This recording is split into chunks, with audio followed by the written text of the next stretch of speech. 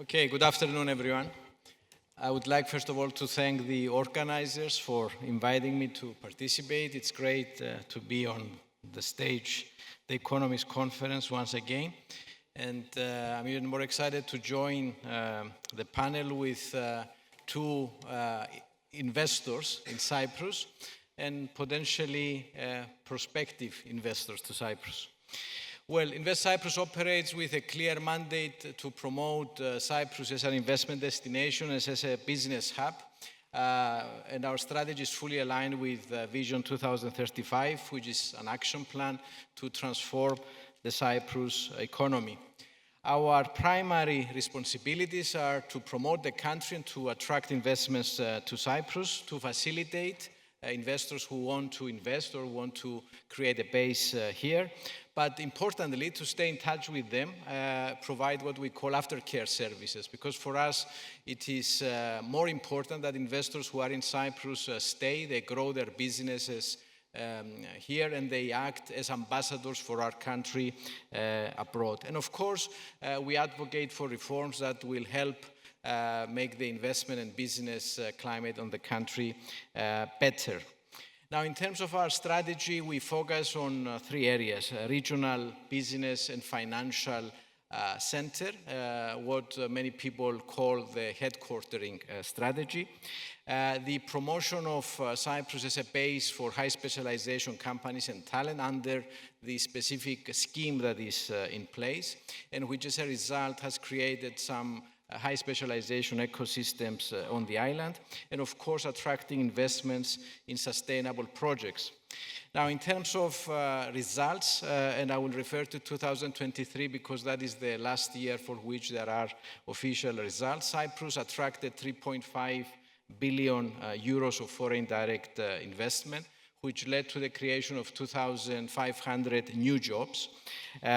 We recorded as a country 129% increase in foreign direct investment, according to the FDI intelligence from the Financial Times, which is the largest increase in FDI among EU member states.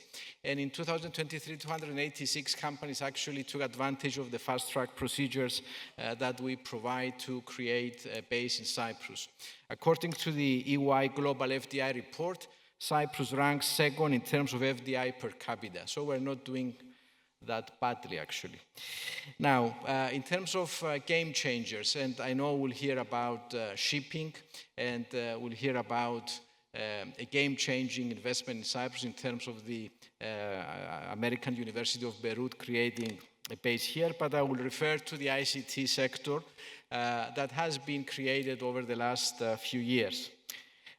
Based on the relevant scheme, Cyprus now is hosting more than 800 tech companies. And the ICT sector, according to reports by KPMG and EY, is making direct and indirect contribution to the Cyprus economy of around 4 billion euros, which is something like 13% of GDP.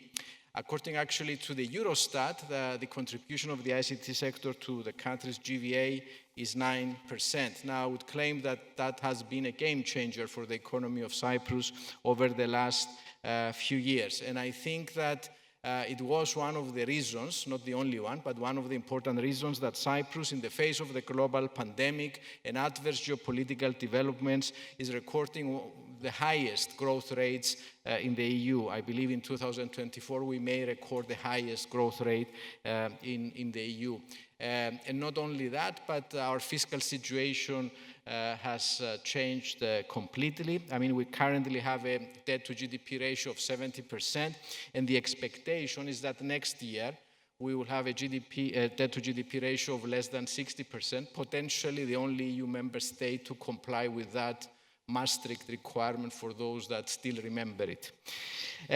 Depending on the rating agencies, and depending which one you pick, Cyprus is actually 1 or 2 notches below an A rating. Now, 10 years ago, Cyprus was a number of notches below investment grade. So that has been a big transformation over the last decade. Now, as Invest Cyprus, of course, we engage in the region, and in 2023, we carried out 65 global events, 14 targeted events in 19 markets, and apparently we held 714 targeted meetings. Now, that's extroversion. In terms of places, we've been to London, New York, Abu Dhabi, Riyadh, Israel, Lebanon, Egypt, and Jordan.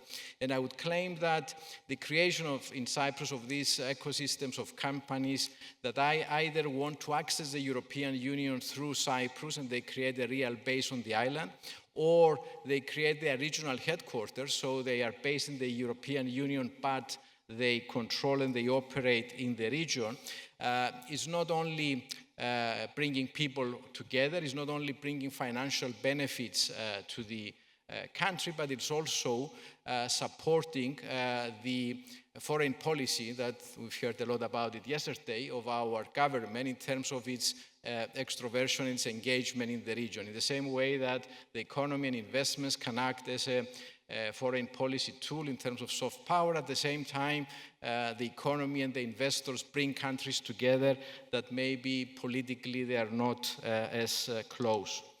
Now, in concluding, I would want to mention, just say a few words about Qatar, since I will have a representative here. Obviously, the visit of the Sheikh to Cyprus, the Emir of Qatar, was a very important visit, and we are engaged with the Qatar Investment Authority since then in exchanging views on potential investments in Cyprus. And lastly, I want to mention that Cyprus is actively engaged in the Digital Cooperation Organization. Actually, it was the first European Union member state to join the DCO, which is another, let's say, instrument and platform through which we promote engagement on the digital agenda with our partners in the region. So thank you very much, and I look forward to the discussion.